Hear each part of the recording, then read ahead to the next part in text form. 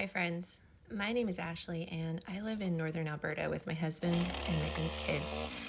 10 years ago, we bought a piece of land in northern Alberta, and over the course of 10 years, we have slowly cleared this land, and over the course of 18 months, we built our own house. We did what's called a self-build mortgage. We sort of finished that 7 years ago, at least enough to move in, and we have actually been living on our acreage for 7 years now. For the past few years, we've been heating our house and our water with an outdoor wood boiler. More recently, this year in fact, we have been heating a large outdoor shop that my husband and his dad built, as well as a year-round Wallapini greenhouse that they built off the side of the shop. We're now using this wood boiler to heat those spaces as well, and it is taking us a lot of firewood, more firewood than we have ever harvested before. Prior to this, we were harvesting firewood from our 10-acre lot that we own here in northern Alberta, and that is all poplar.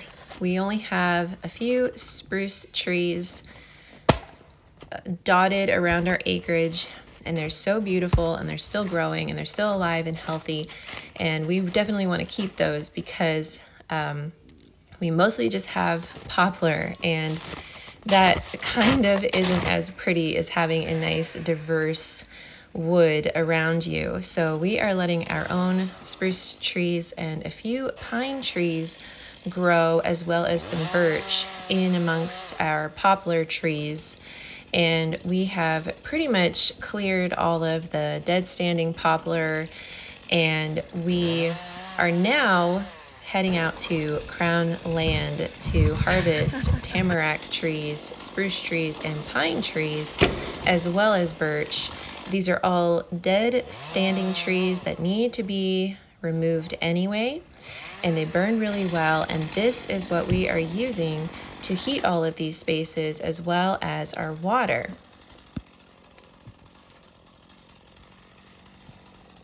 For this video, I documented us clearing this little area.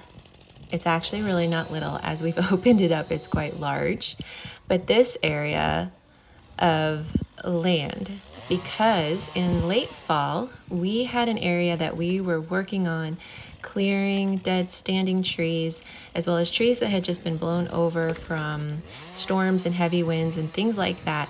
And by the end of it, just after a few weeks, it was incredible the difference just 2 people made going in and cutting these trees down and cutting them to length and clearing them out. We also try to be really careful about spreading all the branches around so that everything just returns back to the forest floor and there's not big tinder dry brush piles. Wildfires are a really big issue for us here. So the entire area just looked incredible when we were done. And when I saw that, I decided that the next time we found a place to work in, I was going to document it. So I brought you guys along just for the first part of this. We started further out towards the road here, and in the beginning of this video I just showed Geoff putting on his snowshoes because he had to start by snowshoeing into this area and making a path so that I could then get in here. And the first couple of days were actually really difficult because we were trying to figure out how best to get all of this firewood out of here, just the 2 of us. And as I said, this is our first time harvesting firewood from Crown land, so we don't really have a system set up yet. We sort of had a system for doing firewood in our own yard, and all of our older kids help with that, as well as Geoff's dad. But this is the first time that it's just been me and Geoff out here, and after we finished working our way into the front part of this and opening this area up, my older kids were then able to come and help haul some of this out as well. And then Geoff's dad came out, so we had 2 people out there cutting down the trees and then cutting the trees to length, and then Geoff would split them, and then the kids would haul these out. So on this day, you can see that I'm just hauling log by log, and that's really tedious. And we knew that that would be tedious, but we also needed to just see what we were working with and what we could harvest out of here, and just sort of what it would be like walking around on the ground as we were able to clear these spots. Would it be easy to move around?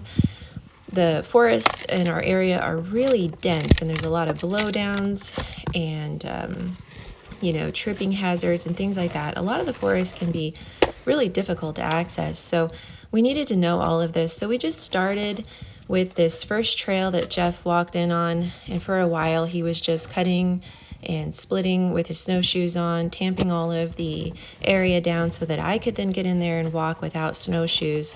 And I was just taking out log by log. We were also a lot closer to the road, so I didn't have quite as far to travel with these logs. We then decided that we needed to do something a little bit more efficient.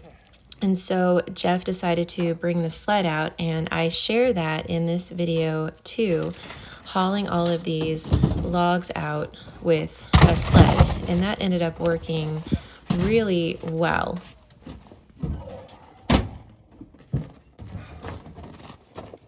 Snowshoed in, cleared a spot, went a ways up looking for the fire. So a few years ago, we were on evacuation notice for wildfires around our area, and there were, I think, 2 at least that I can remember, maybe 3 that were very close to us. And we, south of us is where this fire was about 3 years ago, and it was really bad. It was headed towards a gas plant. It was the first time that we had ever been in danger of being in the path of a wildfire, so that was new to us, and that was very scary. But that entire area, there are all of these trees, pine and spruce, that are just fire burned and dead standing, and that was the place that we originally were trying to access. But these roads that we're on are oil roads, logging, and there's active logging going on out in these areas. And what we found out in those areas is that it looks like you need to have a radio controlled vehicle, and we quickly found out why. There were a lot of big rigs on the road, and they need to go quite fast so that they can get up the hills out and around these areas.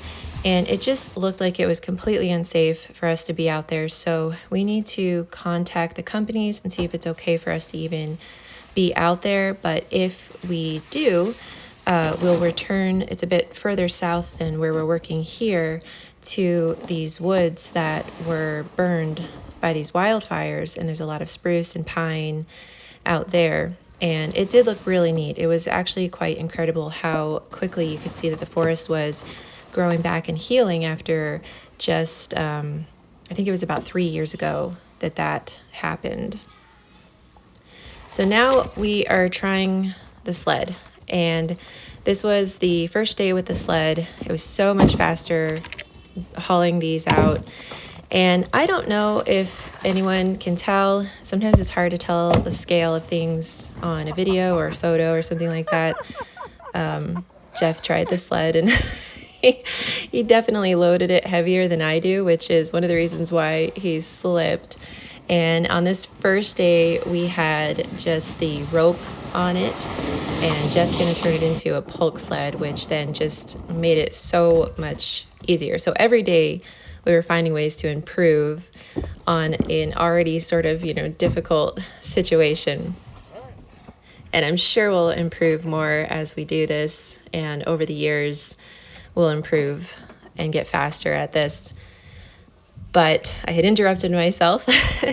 The logs that we're using, Geoff is splitting. These are not, your normal 12 to 18 inch logs. These are about 3 feet long. And the reason he started burning these and splitting these that length is just because he was finding that they seem to burn more efficiently in this wood boiler here.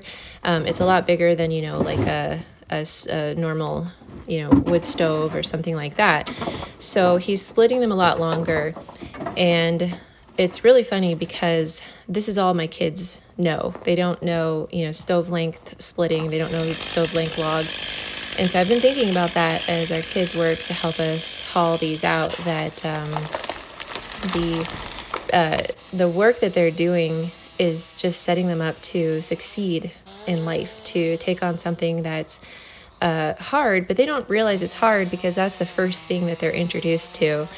And I love that because it's helping me to challenge myself as well, because I want to be a good example to my kids. I don't want to just cave under the pressure and give in. And I know that this might not seem like a very big deal to a lot of people. I think maybe a lot of people would look at this and say, oh, I would love to be out there. I would love to be in the woods and doing this, and that looks like fun. And I agree with you.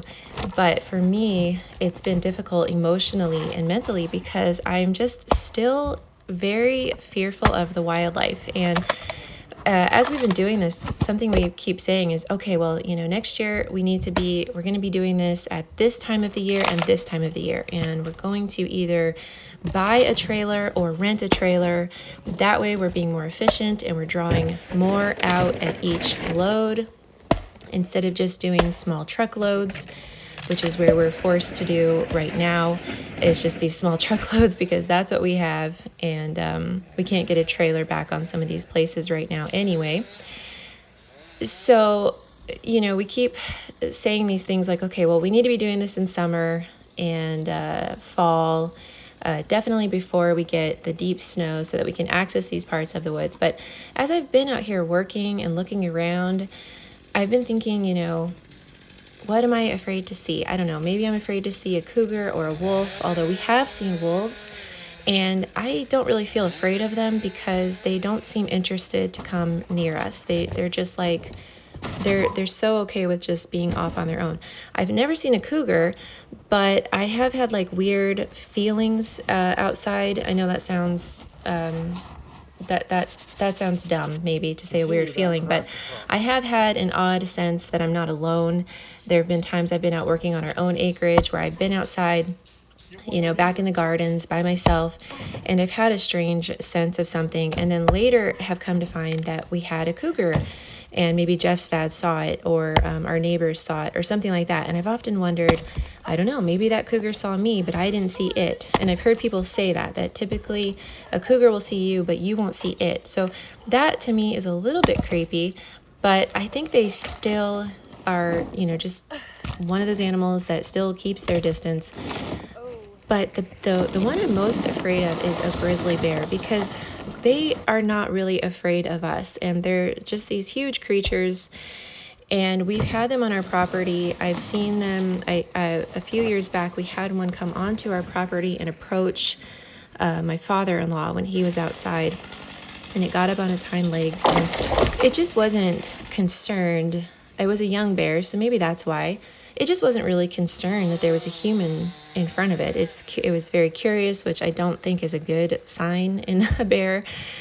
And that my children and I happened to be inside, and we, saw it out the window. And so it's a grizzly that I am certainly afraid of seeing. And I don't know, I think it's more that I'm afraid of the unknown. I don't know how I'll react. I don't want to do something stupid. I don't want to just run or be fearful. Here we are. We had a very long day, and we had weather coming in the next day, so we decided we need to get back out there even if it's dark. So we put our headlamps on and we went out, and I was obviously still afraid, but getting less afraid as we're out here more and I get more comfortable with being out there and looking around and just sort of following Geoff's lead on, what to do with wildlife and how to get out here and be in the woods, aware that there is danger, but not letting the danger, keep you from doing something that you really want to do or something that you really love. And I really love living out here. I love living in northern Alberta. I love, being out in the woods and homesteading. And homesteading is dangerous in itself out here. too because of that, because of the wildlife and especially the bears. So these are all things I've been thinking as we harvest firewood in winter. Some of the other things I've been thinking about are just that in some ways it's easier to harvest firewood in winter because summers are so short here and there's so much work to be done. Planting the gardens, tending the gardens, watering, any builds that we need to finish, all that needs to be done in the summer under, milder temperatures. And then, of course, there's the harvesting and all of those things that really need to be fit in throughout the summer months. Those things aren't on my mind right now as we're out here harvesting midwinter. It's almost like I can really focus on the firewood and I'm not too stressed about what's not getting done at home. We also homeschool. And we will homeschool around the seasons, around what we are doing. So we don't do a typical, fall to spring homeschool schedule. Sometimes we're doing school interspersed throughout the summer whenever we have a lull in our work. And then, of course, in the winter, that's just a place where I really love settling down in the house, being nice and cozy and nice and warm, and just doing school every day. And that's something I've really enjoyed doing over the years. And this is the first year that we haven't been able to really do that. This is the first year where I've really had to rely on my older kids to do a lot of their work on their own.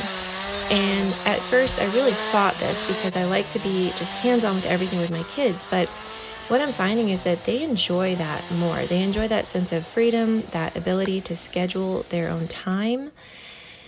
And what I've realized is that they're actually learning how to manage themselves. And I never learned how to manage myself. I was managed by, the school and sports. And I'm not saying those things are bad. They're certainly not bad, but college, it's all managed for you. And when I got out of that setting, I didn't really know how to manage myself, my time, my finances, and I'm realizing that my kids are learning all of these things and they're going to be way ahead of the game when they're ready to spread their wings and go do their own thing.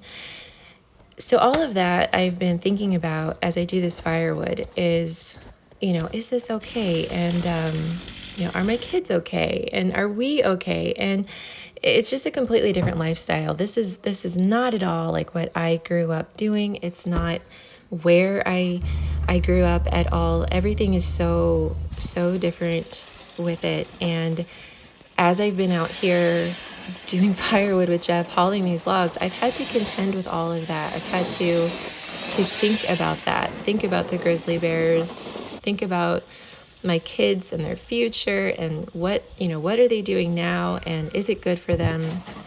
Will it help them? Will it propel them forward to live the life that they want to live? And it's been almost like therapy. It's been almost as good, if not better, than going to a therapist and working my problems out in my mind and in my heart, and that has been completely unexpected.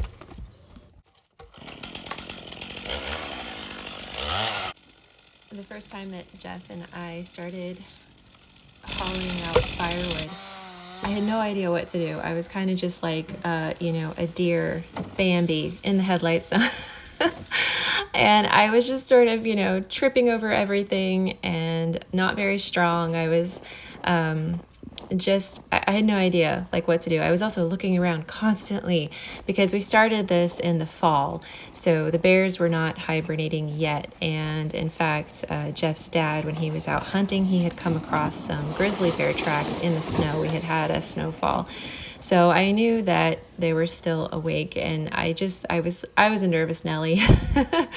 But the more we do this, it's been really interesting for me to look at the growth in myself. And I always think that to myself, I'm in a competition with myself, you know, my physical strength, my mental strength, my emotional strength, my ability to process what is going on around me without freaking out or overreacting.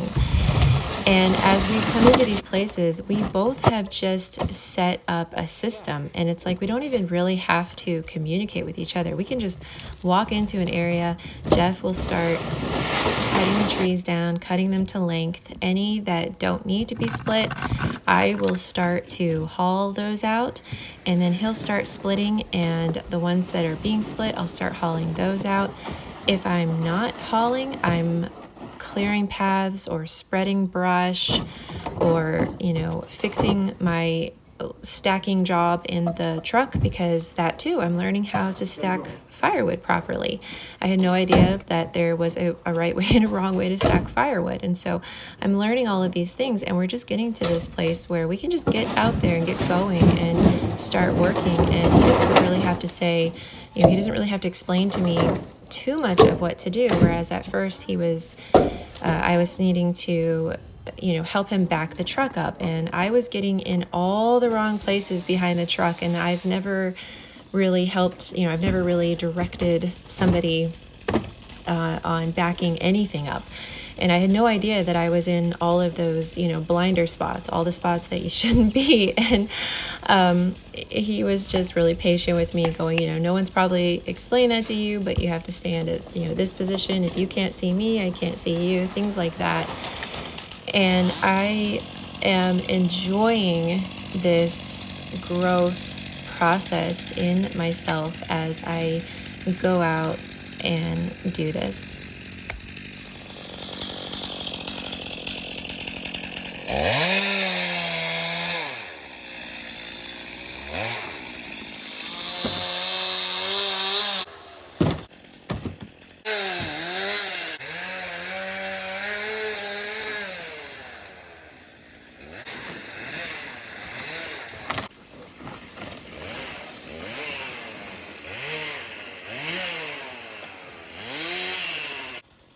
On this day, the trees were giving Geoff quite a bit of a difficult time. They kept getting caught up in the canopy of the other trees around them, and they were just, he was cutting it, and then the tree itself was just falling straight down. And I didn't watch all of this process. I actually, at one point, had set my camera up, and I just kept working because I needed to get another stack of split logs that he had out and then get my stack fixed in the truck. So I didn't watch all of it, but when I went back to edit the video and I was watching all of this that he was doing, I was like, oh my goodness, I can't believe that that's what he was doing. It was incredibly dangerous, and he told me a lot of it, like, he shouldn't have been doing, but he really just didn't have a choice. The tree was basically just, you know, falling straight down like that, lodging itself in the ground, and then he would have to approach it, which is incredibly dangerous. And at one point he was hitting it with his splitting maul, kicking it with his leg, and then he would cut another section out and it would just fall straight down again. And I've never seen this happen before. I guess he's told me that he has had it happen before, but this was the first time I saw it. I think he handled it pretty well. He finally got the trees down. I think 3 trees did that to him that day.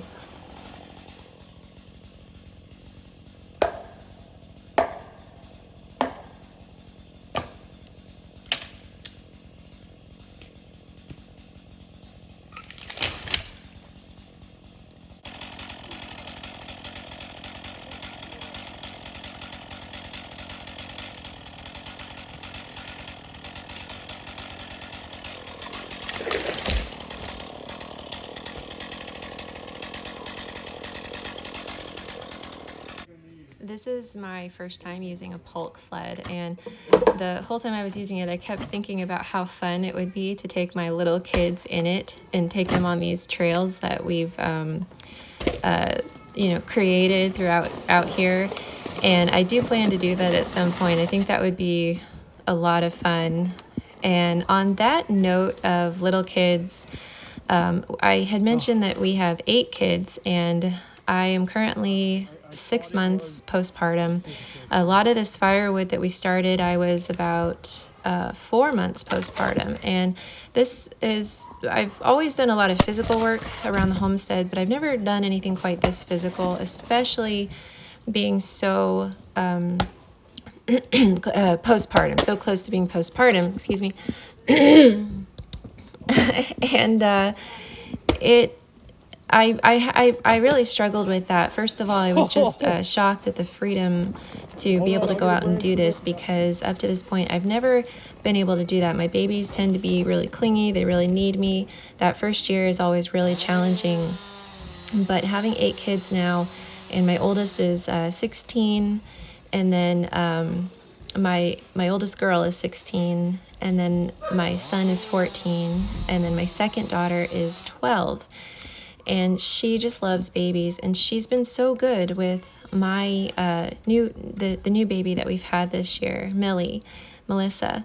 And having my kids help me with the baby, also my in-laws, they live with us, or we live with them, however you want to say that. We share a house. They have an in-law suite built into the basement of our home. And having them here and knowing that my kids can just run to their grandma if they need anything, or their grandfather on the days that he wasn't out here working as well, that was really reassuring. And that was a huge help. That's been a huge help. I love having Geoff's parents a part of my kids' daily lives. It's been something that I always wanted to grow up with. I didn't grow up around family or anything like that. And I had always thought that would be really fun to do that. So this generational homestead that we have going here is such a huge blessing, and it's been a big reason why I've been able to get out here and do this. And then having older kids to help with my younger children has also been a huge blessing and a huge help. And normally I wouldn't be out here able to do this, but it is something that we've needed to do. We've sort of been in more of a reactive state as opposed to a responsive state, because we've been shocked about how much wood that we've needed to heat these extra spaces. So having my kids step up in that way of helping with everything, helping with meals and laundry, and keeping the house tidy and entertaining the younger children, and helping me out with getting the baby to sleep so that when she's napping, I can be out doing this. All of that has been unlike anything I've ever experienced in my motherhood journey, my motherhood career. I've always needed to just to be here and to be so involved in their lives, and I've loved that. That's been the biggest privilege and blessing of my life. And it's something I've been thinking about a lot, how it's so strange to be shifting that role and to be out here when I have this little baby at home. And I have found that I've also been recovering so quickly postpartum, being out here doing this work. Obviously, eating better. We've changed the way we eat over the years. We've been trying to shift to eating things that we can produce and hunt and grow.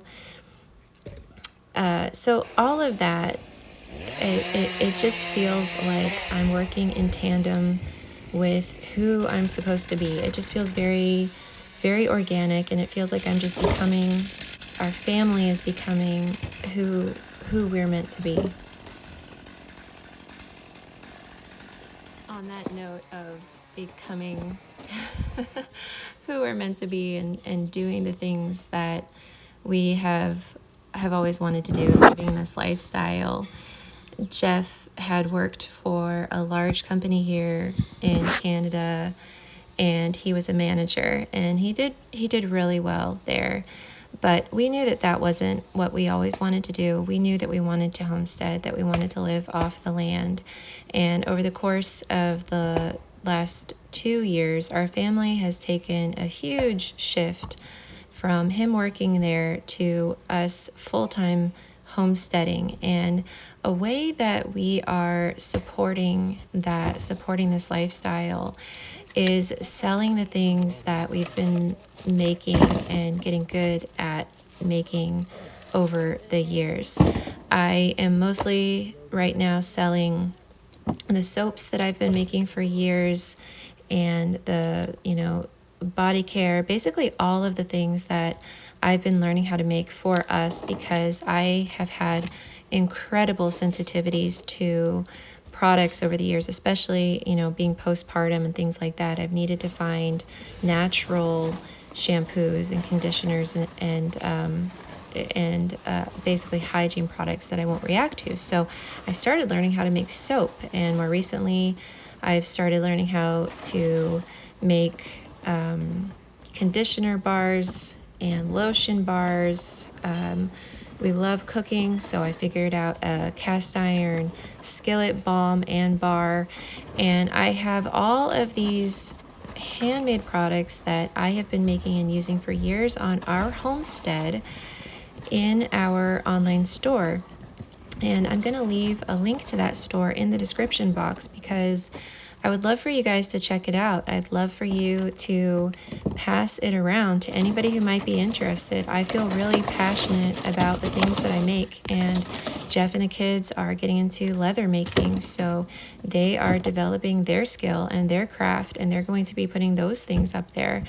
I'm harvesting pine resin and spruce resin, and I'm going to be having some of those salves and balms up in the shop as I harvest those and make those. And just as we grow, as we learn, as we're out here in the woods and we're harvesting from the land and we're finding what works really well and what works for us and what we want to share with other people, we'll start putting these items in the shop. And I'd love for you guys to check that out and pass it around, because that's what is supporting us, supporting our family financially.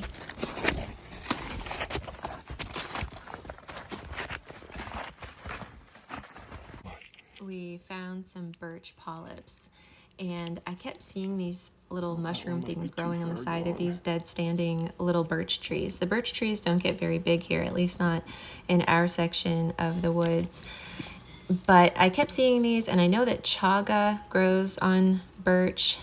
I wasn't sure if these might be edible, so we looked them up, and sure enough they are, and they're really good for you. The mushrooms that we found, though, unfortunately they were too old, but now that I know what to look for, we're going to start looking for those on the birch trees that we want to run across, and then slice them and dehydrate them and use them for tea. We also took the opportunity this was our last day working here before we were heading into some colder weather.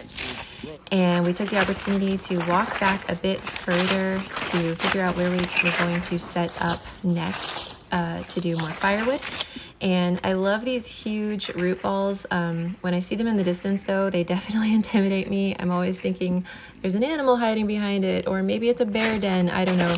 They look kind of scary to me, but at the same time, mysterious and cool, and I just want to go check it out. So I finally walked back to see this huge root ball that I had been looking at as we had been working. I walked back there with Geoff, and it was less scary when I got up close. But the firewood will continue, and this is the area we'll be working on. And I appreciate you guys joining us. Until next time.